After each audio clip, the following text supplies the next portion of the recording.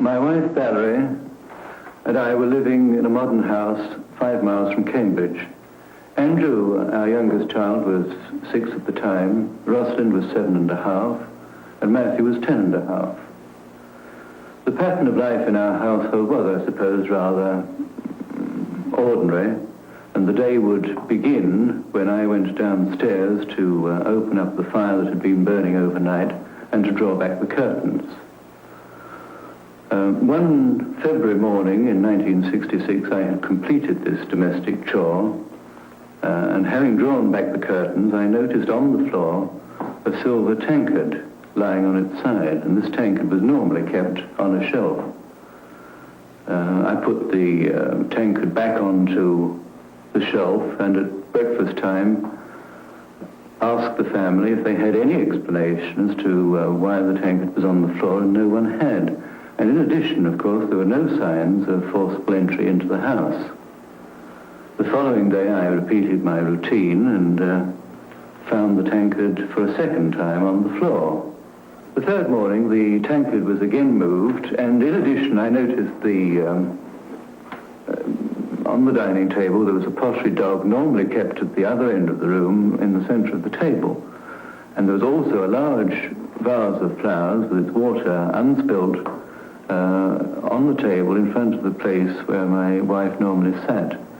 I think at that moment I instinctively felt the explanation was poltergeist. From that time on, the disturbances in the room became more serious, but the events always took place between 7 and 20 past 7 each morning. Tables, chairs, ashtrays, cushions, ornaments would be moved and upturned, but nothing was ever damaged. 5 years elapsed, and my family began to see the earlier events in some perspective. Matthew, then 15, was now at public school, and we had moved from our modern house to an older house, this house, which had been built in the 17th and 18th centuries. It was Easter 1971, and Matthew was home from school, when suddenly all the occurrences opened up again, but this time with renewed vigour. Well, I think the thing that sticks out in my mind most was the fact that we would go into one room and find that everything was upside down. It was as if the room had imploded and everything was thrown towards the centre. You'd find tables on top of one another and chairs overturned and everything taken off the walls. Just as I've arranged this room to give you some idea of what it was like. Sometimes every room in the house was like this. As soon as we tidied up the first room, we would find the second room exactly the same. And then by the time we'd cleared the second room, the first room would be again disarranged. Beds would be stripped or turned upside down or upended. And on one occasion, I even remember my sister's bed was stripped and then put half out of a first floor window so that there was all the bedclothes and half the bed hanging out of the window. I remember one occasion we had a broom on the landing, and we went upstairs and found it was balanced across the banister at the top, just sort of like this, in mid-air, and it was exactly perfectly balanced. And we took it away and tried to rebalance it, and it was extremely difficult to do. I remember when I was in the kitchen with my younger brother, and the trolley came towards us at quite a speed. It didn't make any noise, so we presumed that the wheels must have been above the ground. We were so scared we just ran away. I could see no early conclusion to these events, and I was becoming increasingly concerned for Matthew's position when he returned to school. I could see that possibly he would be an outcast or victimized,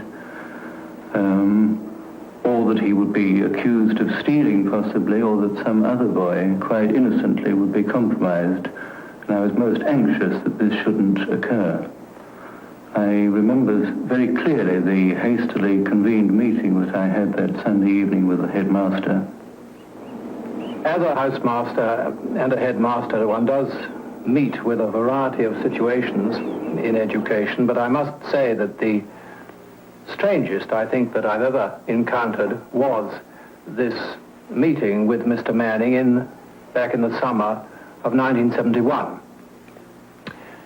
My immediate reaction, rather, as an old square, was to discount a good deal of what he'd told me, and I did feel that, well, in the hurly-burly of a boarding house, of a school, the rough and tumble generally, somehow these manifestations, these disturbances, might very well not occur at all. At any rate, I was certainly perfectly prepared to try this out. Well, in point of fact, from a very early stage that term, after a day or two, disturbances did undoubtedly occur. Well, this is the dormitory that I slept in with 25 other boys, and in actual fact, this is the very bed that I slept in. And frequently, this bed would move. You could see it's a very heavy bed, and it would move over to the beds over there. There were lights that appeared on the wall, and the wall, if touched, was warm. There were sudden showers of extraordinary items, bits of broken glass, bits of chain, bits of cutlery, which would descend sometimes in the dormitory, sometimes in the changing room, with a cloud of witnesses. In his study, the radio or the record player would get mysteriously switched on or off by no apparent human agency. Books would move and so on. And I think we were all satisfied that something quite inexplicable, rationally, was happening. I was in the same dormitory as Matthew, and we had some very unusual experiences happening. I remember one boy in particular was very frightened of all these things that were going on in the dormitory, and he took a Bible up to bed with him, hoping that this would protect him from what was going on, keep all the knives that were being thrown at everybody at bay. It didn't seem to do much for him. It just seemed to aggravate the situation. He seemed to get more of these knives and forks and so on thrown in his direction than anybody else did. These knives and forks used to come flying at us from all directions. They never used to hit us, so although they frightened us at first, afterwards we began to just take it for granted that they would miss us by inches. The domestic staff, which were engaged to come and clean the boys' dormitories daily, always used to start their work after the boys left their dormitory at 8 o'clock, and thereon they were not allowed to go back in there again. And the staff came to me, not once but several times, to say, "Matron, is at it again?" And I'd go back to the dormitory and find a chair across the door one couldn't enter, beds had been twisted and mattresses upturned, and such phenomena. I stumbled across a way of stopping the poltergeist purely by accident. About the time when this poltergeist activity was going on, I was writing an essay. I don't know, I can't even remember what it was about. And I had my hand just poised slightly above the paper, and I was thinking of what to write next, because I couldn't think of anything.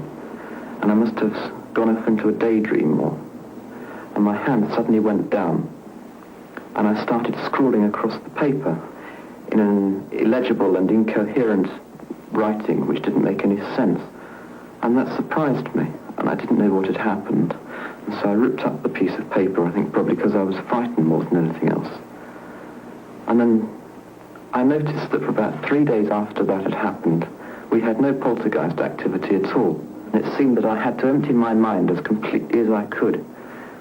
And then, when my mind was almost completely empty, my hand would start moving, and it would write in a handwriting that wasn't my own. And I kept doing this automatic writing, and this was eventually what stopped the poltergeist activity. Well, after about 2 or 3 years, the writing became easier and easier to do until eventually I could more or less just sit down and do the writing at will, although I couldn't always get who I wanted to write for me. And then the writings or the messages began to come in different languages, foreign languages, and as I can only speak French, I think this surprised rather a lot of people, especially when I received messages in Arabic and Russian.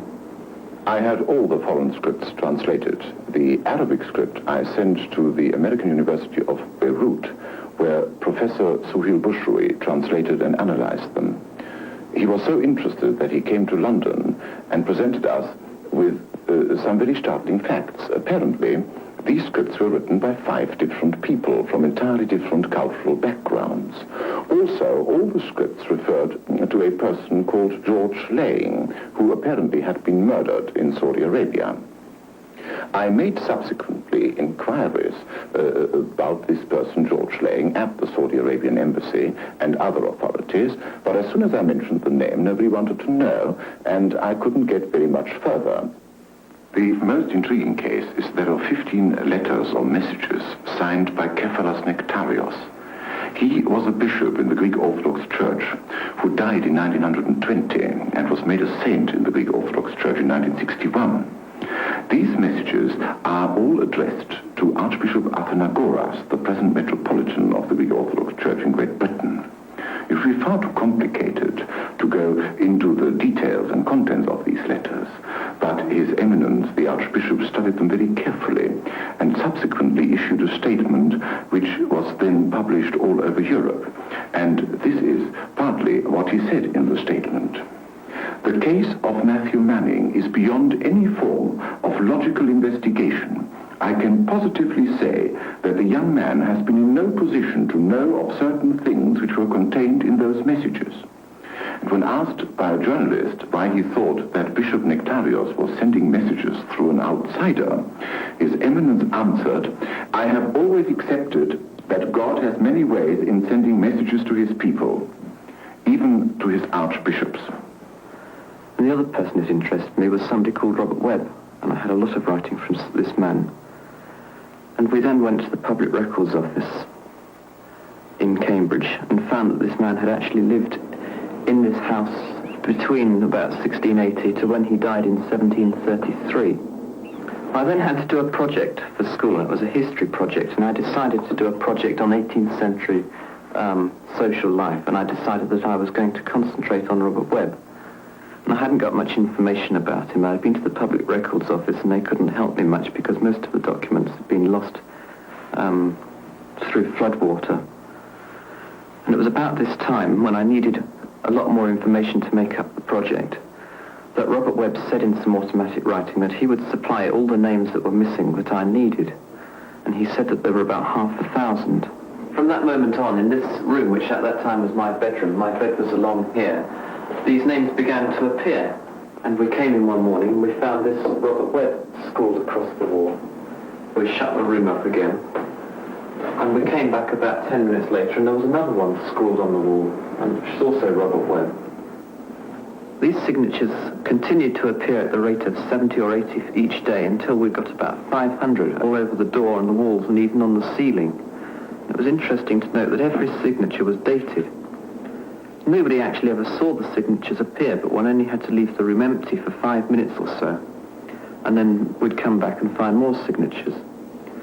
I started to number the signatures and also put big letters up on the wall so that it would make documentation easier. We were all amused when a new signature appeared, utilising the letter T that I'd put up on the wall to write the name Thomas Buck. One night we found in this old-fashioned handwriting on the door, signed by Robert Webb, "Zeno, hearing a young man speak too freely says for this reason we have 2 ears and 1 tongue, because we should hear much and speak little." The next morning we all came down to breakfast and observed at the place usually occupied by myself a flyleaf from a book. Upon this flyleaf was repeated with the same misspellings and in the same handwriting the quotation that earlier had appeared on my door. Upon the reverse side in a different hand was inscribed, "Thomas Coas, write this on the last day of July 31st, 1791. The date when the message appeared on the door was 31st of July, 1971. Over the last few years, I've had literally hundreds of messages in automatic writing from Robert Webb, and the last one of which I received this afternoon actually while we were filming. I wrote down, "What do you think of all these lights that are in your house?" He replied, "Such pretty light as I never see in mine house."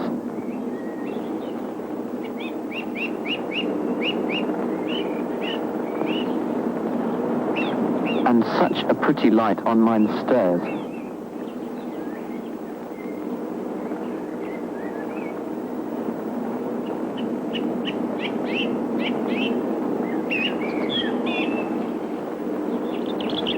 "Oh, for some pretty light in mine bedchamber." "Oh, and such many persons in mine house." So I then reminded him that it was not his house, but our house. "Never have I heard the like of such nonsense," he said. Off with you. And then he signed his name very angrily, Robert Webb, in big scrawly writing. Well, as well as the automatic writing that I do, I also get a lot of automatic drawing. Many of these are signed by well-known artists, like Dürer, Picasso, Rowlandson, Klee. I don't always get drawings, of course, from people whose work I like. I get a lot of drawings from Picasso, and I don't like his work, and I don't like him doing drawings through me. I find him a very aggressive artist, and I rather feel he likes to dominate me. And somebody like Dürer, who is another artist who I've had a lot of drawings from, is completely the opposite. Dürer is much more delicate and gentle than Picasso, who has on occasions even smashed my pens. Beardsley is an interesting artist, and when he draws, he always makes a mistake and then will proceed to black it over or turn it into something else. Of course, not all the drawings are signed by well-known artists. A lot of them are unsigned, and there are also many with signatures of artists whom we have not yet managed to trace, including the drawings of birds, which I've most liked doing. These drawings always start from the centre and then work out towards the edges. I always find it interesting to do these drawings because I never know until the picture is finished what I'm going to draw. It's a bit like having a magic painting book where you just put on the water and the picture appears. Only here, I just start drawing and I don't know what I'm going to draw. And then the drawing just appears. They're also drawn at a speed which is far faster, I'm sure, than most normal artists can draw. The drawing I did for this film took only about 7 minutes. We've done 2 experiments with Matthew, looking at his brain waves while he is bending keys or bending forks. Now, what we did was we hooked up an EEG machine. This is essentially an amplifier for looking at brain waves. And we used the special electrode arrangement that we've developed. The particular way that the experiment was done, we had Matthew just sitting in a chair, with his eyes open, relaxing, and then with his eyes closed, relaxing. Then I would give him a key and ask him to do whatever he does. Whatever goes on inside his head, when he bends the key, that's what I would ask him to do. Now, at the moment that he would bend the key, just the 10 seconds, just preceding that moment, we had some very interesting findings in his brain waves. It's something that has never been seen before in a natural experiment like this, in that the pattern of the brain waves was like a ramp function. At the low frequencies on his brain waves were in high amplitude, and the higher frequencies were very much attenuated. And that's a curious finding. It's curious because that particular ramp function is produced by only one group of cells in the brain. And that group of cells is called the nucleus accumbens. Perhaps for the first time, we may have a glimpse as to where in the brain this particular psychic ability is being controlled. And that's a breakthrough. As a general rule, I think it could be dangerous trying to control things. People who have natural psychic abilities and feel confident about using them, it's all right for them to do things, but I'm a little dubious about whether people who can't control these things should try and do so. The 2 questions that I'm asked most frequently are A, do you consider yourself a spiritualist? And B, what are you going to do with yourself in the future? Well, the answer to the first question is that I don't consider myself a spiritualist. I would say that I'm a spiritist. A spiritist is somebody who believes that one can communicate with the dead. A spiritualist is somebody who turns that belief into a quasi-religion. I don't intend becoming a full-time metal bender or spoon bender. I can't think of anything more banal than bending spoons for the rest of my life. I don't intend becoming a full-time medium either. That doesn't agree with my views, because I don't think one should make money out of gifts such as